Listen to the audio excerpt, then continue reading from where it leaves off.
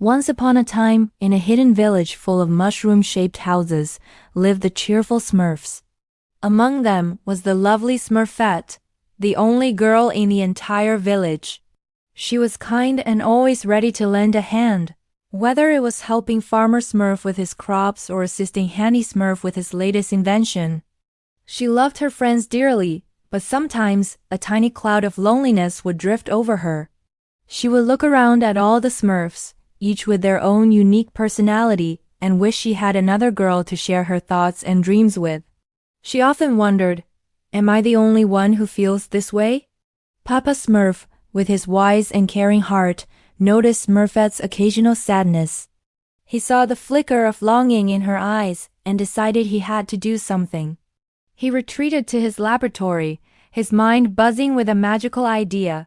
He gathered rare herbs, mixed colorful potions, and chanted ancient spells under the light of the moon. His goal? To create a new Smurfette, a companion for the original, so she would never feel lonely again. He believed this was the perfect solution to bring even more joy to the village. Finally, after days of hard work, a puff of magical smoke filled the lab, and there she was. A brand new Smurfette. But as the smoke cleared, everyone saw that this new Smurfette was different. She didn't have the same gentle smile or the same sparkling eyes as the Smurfette everyone knew and loved. She was a bit awkward, a little shy, and didn't quite understand Smurf's ways. The other Smurfs tried to be friendly, but it was clear that this new creation wasn't a perfect copy. Smurfette tried her best to make her new sister feel welcome, but it just felt strange. The village wasn't quite sure what to make of this new arrival. One bright and sunny morning, Smurfette decided to cheer herself up by doing her favorite thing, picking sweet, juicy Smurf berries. The forest was calling her name. Just as she was about to leave, a familiar, slightly wobbly voice called out, "Smurfette, wait up. I'll help you." It was clumsy Smurf, tripping over his own feet as usual, but with a heart of gold. He wanted to help his friend and make her smile. Smurfette was happy to have the company, and together they ventured into the woods, their baskets ready to be filled. Clumsy was so excited to help that he tried to reach for the highest, most perfect berry on a bush. But, as his name suggests, Clumsy's reach ended in a tumble. He stumbled, lost his balance, and crashed right into Smurfette. The baskets flew into the air, and all the berries they had so carefully collected scattered all over the forest floor, squished and lost among the leaves. "Oh, golly!" Clumsy exclaimed, looking at the mess with wide, worried eyes. Smurfette stared at the wasted berries, her frustration bubbling up. All their hard work was gone in a single clumsy moment. She felt a flash of anger and snapped, "Clumsy! Look what you've done! Why do you always have to mess things up?" The words hung in the air, and Clumsy's cheerful face fell. He looked so sad and apologetic that Smurfette's anger instantly melted away. She saw her friend, who had only wanted to help, looking heartbroken.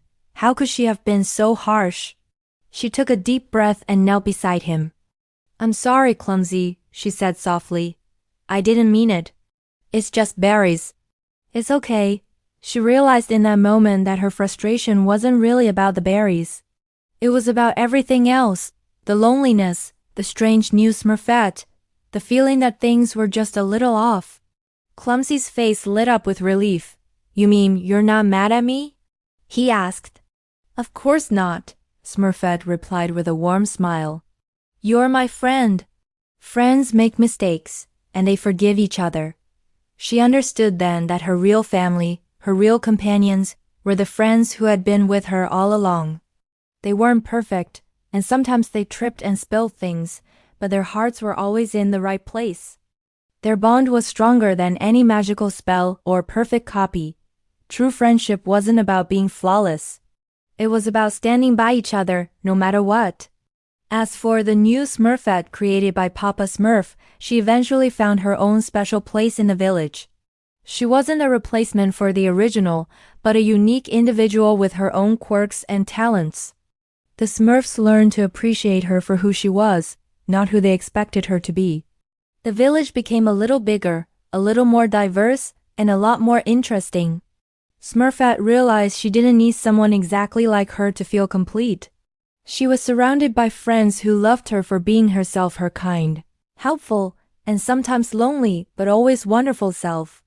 And so, Smurfette and all her friends, clumsy, brainy, handy, and even the new Smurfette, continued their happy lives in the Smurf village. They worked together, laughed together, and faced every challenge together. Smurfette learned that loneliness isn't cured by finding a copy of yourself, but by appreciating the wonderfully different people who are already by your side.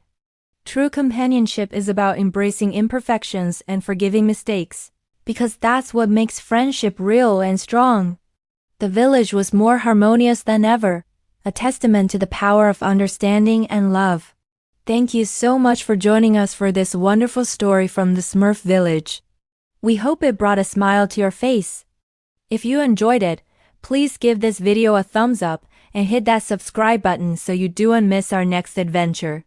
We love sharing these tales with you. Until next time, stay Smurfy and take care.